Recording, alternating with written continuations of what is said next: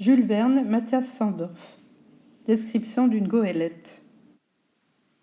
En vérité, ce yacht eût fait honneur aux plus riches, aux plus fastueux gentlemen des sports nautiques, de l'Amérique, de l'Angleterre et de la France.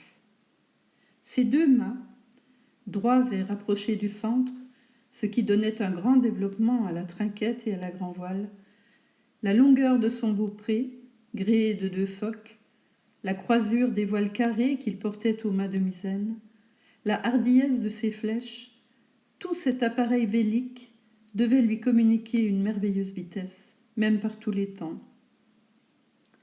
Cette goélette jaugeait 350 tonneaux. Longue et effilée, avec beaucoup de quêtes et d'élancements, mais assez large de baux, assez profonde de tirant d'eau pour être assurée d'une extrême stabilité, c'était ce qu'on appelle un bâtiment marin, bien dans la main du timonier, pouvant serrer le vent à 4/4. Par grand largue comme au plus près, avec belle brise, elle n'était pas gênée d'enlever ses 13 nœuds et demi à l'heure. Les Boadicée, les Gaetana, les Mordones du Royaume-Uni n'auraient pu lui tenir tête dans un match international. Quant à la beauté extérieure et intérieure de ce yacht, le plus sévère yachtman n'eût pas pu imaginer mieux.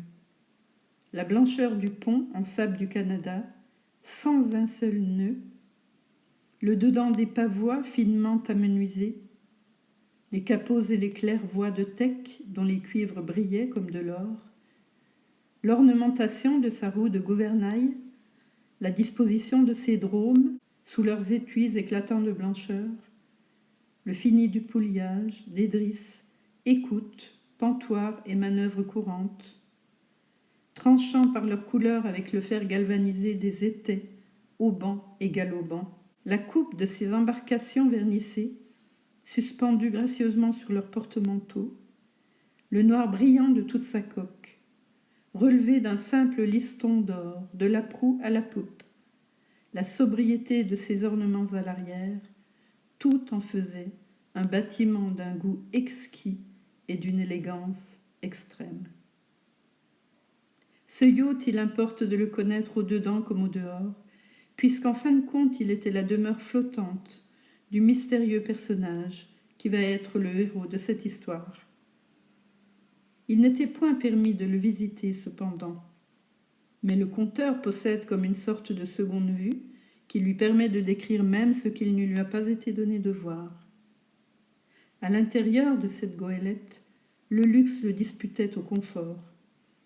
Les chambres et cabines, les salons, la salle à manger étaient peints et décorés à grands frais. Les tapis, les tentures, tout ce qui constituait l'ameublement était ingénieusement adapté aux besoins d'une navigation de plaisance.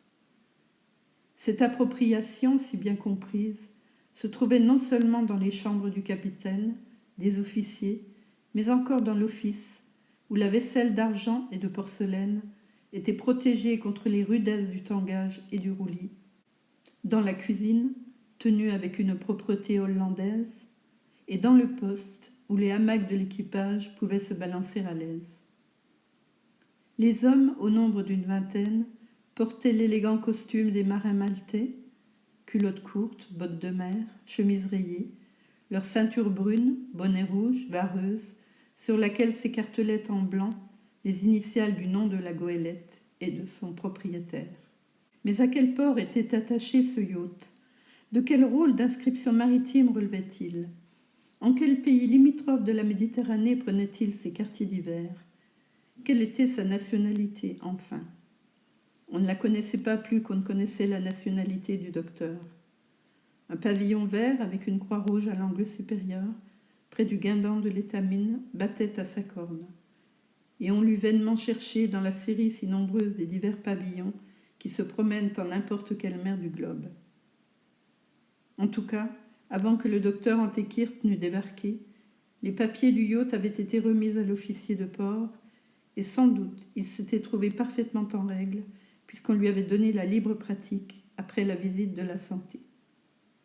Quant au nom de cette goélette, il apparaissait sur le tableau d'arrière en petite capitale d'or, sans désignation de port d'attache, et ce nom, C'était Savarena.